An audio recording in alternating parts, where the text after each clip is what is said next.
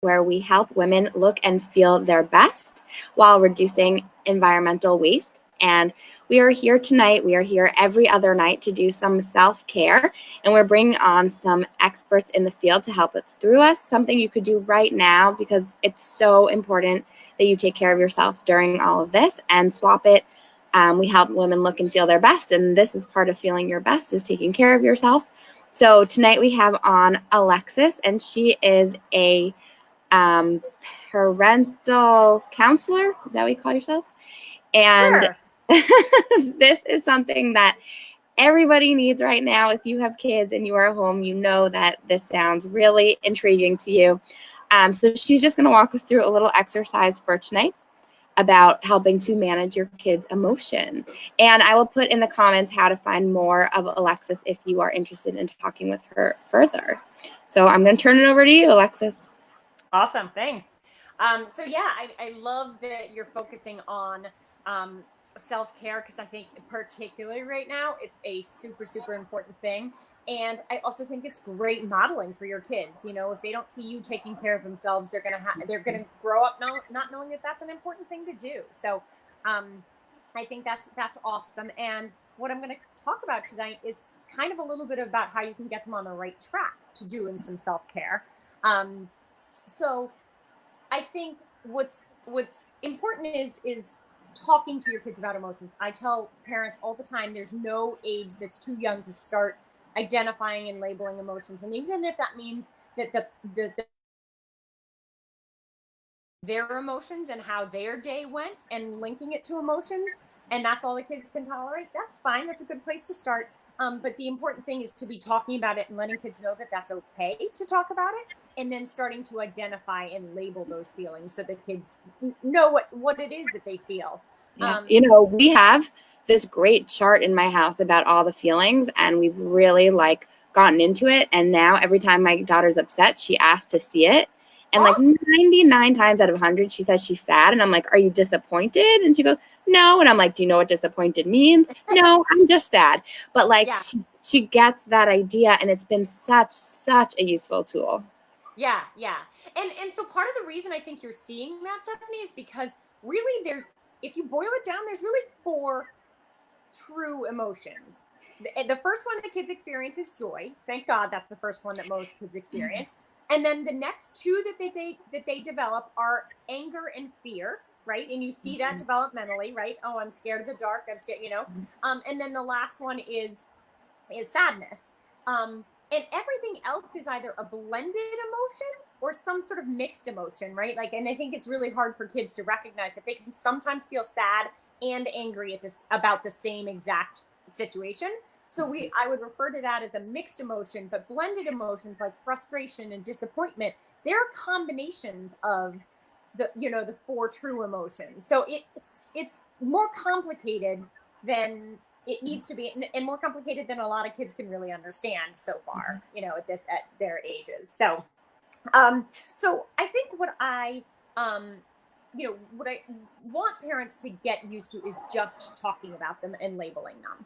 And then from there, anything that you see to be a problem. So sometimes parents will say to me that they think their kid is more angry than seems appropriate for their age, or they're anxious, or something like that. And so particularly when you see that one specific emotion, that's a really good time to start processing what you can do with that emotion. So my favorite thing to have parents do is to take a giant piece of paper and do a body map of their kid, like have their kid lie down on the paper and trace their whole body. You can also do it on a smaller scale with like a gingerbread man picture or something, but kids like it when it's their own body, of course. And then start to color the different areas. So maybe they're coloring in feeling anxious is yellow, and so they color in their hands yellow because their palms get sweaty when they feel anxious, or they color their belly yellow because they feel butterflies in their stomach or something like that. And you can do it with all the emotions. So maybe anxiety is yellow and anger is red, or whatever it is that they feel, and then you can post that someplace in the house and just remind them. But it's a really good way to sort of show them that feelings aren't bad. It's what you do with the feelings that can potentially be bad or get you in trouble, right? And the feelings themselves are good. And if they can recognize that, then sometimes they can prevent the bad behaviors that get them in trouble beforehand. Because if they recognize that they're feeling nervous, they get the butterflies in their stomach, they recognize it, then they can talk about it before they start acting out or whatever it is. So that's the next step of what we're going to talk about tonight is what can you do? And so I think it's a little bit like a science experiment in that way that, sometimes I'll have kids try things out and say, okay, well, so let's try when you feel this way, maybe you can do some form of exercise and you can do some physical exercise, or you can get some energy out in some way. Maybe it's you punch a pillow, maybe it's you run up and down the stairs 10 times, whatever it might be. And then you see how that makes you feel. Does it help with that emotion? Does it help to make you feel better? So it's you treat it like a science experiment, like it's fun and it's a normal process, and then kids aren't so scared of doing it. The ultimate goal is to have kids get 5 or so strategies that they can use when they're feeling that way, that they can, and then you have them practice it so that they're not just using it when they're feeling anxious or angry. They're practicing it before then so that they're effective at using it in the moment. Right. And this is all awesome to do right now while we're stuck at home. The body map is a fun thing. Trace your kid and then color it in. I mean, what's not fun about that while we're all trapped at home? Right. And then figuring out what they could do. I mean, running up and down stairs is something you could do in their house. Punching a pillow, something you could do in your house. All those little pieces that match their emotions to a physical activity like you were talking about. We do have a question here about how do you explain anxiety to a child? Like, how do you explain a complicated emotion? Okay, so this is why I really encourage parents to stick with the basic emotions first, and then you start to get into the more complicated ones. But because anxiety is such a common one, I think that's probably one of the first ones where you start to get into the blended emotions. And I would use not the word anxiety, obviously. So kids tend to understand things like nervous or worried. And wherever a kid identifies something or uses a specific word themselves, stick with that word, right? So go with what they identify the feeling to be, rather than, oh yeah, that's anxiety, I have that too, or so but then what's more important even than them understanding what anxiety actually means or what being nervous means is understanding how to recognize that feeling in their body and how to help it go away. Mm-hmm. Yeah, that makes total sense. Recognize it, and then what is that action that's going to help it go away? Yeah. Great. So what are we doing tonight? So one specific thing, just because it's a really common one for managing anxiety, and I think that's one that is particularly present right now for a lot of people, parents and kids alike. I thought we would talk about teaching your kids proper breathing techniques. Right now, meditation and mindfulness and stuff is all the rage. And I 100% believe in all of those things, but I'll be the first to admit, I'm not good at meditating. I say exactly the things that expert meditation people would say not to worry about. Like, I can't make my mind shut down. Well, that's not the point, right? The point is to, just come back to a quiet space. But so if people are able to meditate, and if you're able to teach your kids that, I highly recommend it. But I'm going to start with something that's way more simple than that and that everybody can do, and that is just teaching deep breathing. So depending on the age of the kids, I'll sometimes give a little science lesson around why this is important. And it's just as simple as like, well, what we breathe in is the air that's good for us. It's oxygen. And then what we breathe out is, in fact, it's the toxins. Like, we're getting out the bad air. You get into the whole carbon dioxide thing, but that's too complicated for most kids.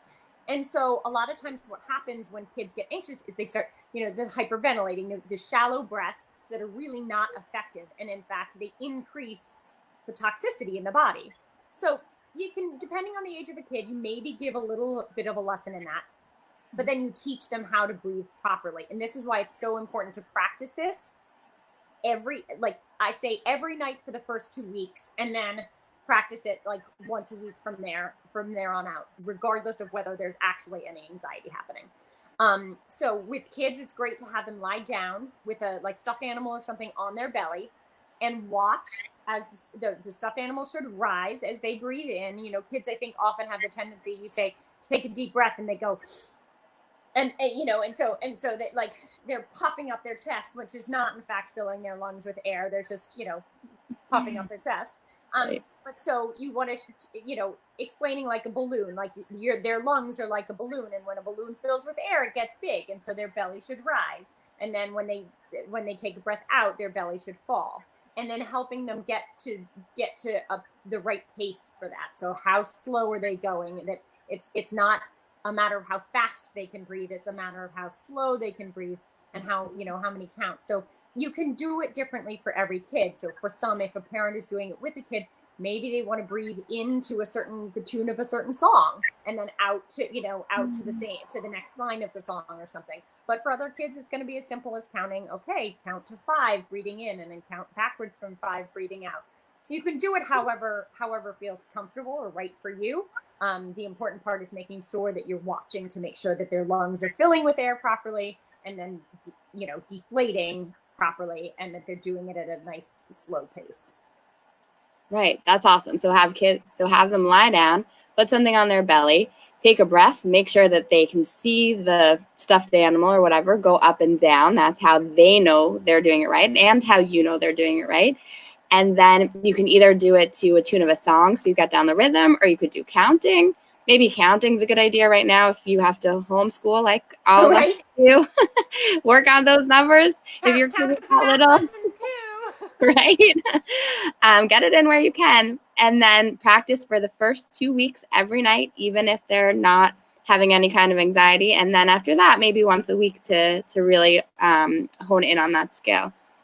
That's awesome. And I think probably a lot of us could do that too. Maybe without the stuffed animal, maybe with the stuffed animal, whatever makes you feel happy. If it makes it feel more fun, right? Do it. Right. And breathing is such a fascinating technique. I think I used to not understand kids yoga. And then one of my friends was like, it's just teaching your kid how to breathe. And now they say, like, let's do a yoga breath. And I'm like, wow, like I totally understand why that is important now. Yeah. I notice for myself, if I'm stressed about something and I take a deep breath, I can literally feel my shoulders relax after a solid, good breath. Now, granted, if somebody tells me to take a deep breath when they think I'm mad about something, that just makes me more mad. But if I can notice it for myself and recognize the need to do that, it's so therapeutic. Yep, that's great. Is there any last little tidbit you want to share before we sign off? I think that's it. I think, just if people are needing extra support, I'm doing calls on the alternate nights from when you are, and it's kind of like a support call or a sharing really helpful information. If you've had a super good day and you want to let the rest of the world know about something that worked for you, feel free to join my calls on the alternate nights from when you're doing your self-care calls. Do you have a link for that I can throw in the comments later so people can find it? It's the Zoom information is in my on my Facebook page. So if you post my Facebook page to your link, your comments, then that people should be able to find it there. And just say your Facebook page in case people want to look. It's Your Family Tools. Perfect. Thank you so much, Alexis. I hope you guys all go and lie down and do this. Do it by yourselves, do it with your kids. Thank you guys so much for tuning in. We will be back every other night at 8 o'clock to keep this up, to make sure everyone is well taken care of. And as a side note, SwapIt will be starting to offer some things as well with clothing and style. So stay tuned for that too. Have a swap and good night.